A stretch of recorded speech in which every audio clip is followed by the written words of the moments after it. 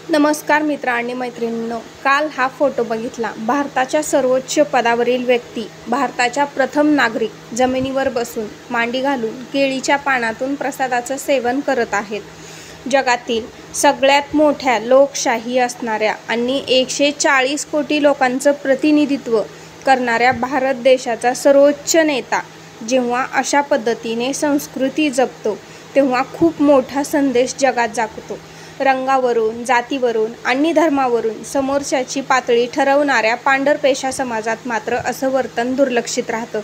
जिकडे सोशल मीडियावरही आडनाव बघून बोलायचं का नाही हे ठरवणारे आणि स्वतःला प्रगल्भ मानणारे लोक आहेत, त्यांच्या नजरेला अशा गोष्टी दिसणार नाहीत। साधं नगरसेवक झाल्यावरही साहेब म्हणून हाक मारली जाण्याची आणि लोकांनी पाया पडण्याची वाट बघणाऱ्या राजकारणी लोकांना राष्ट्रपतींनी खूप मोठा संदेश आपल्या आचरणातून दिला आहे।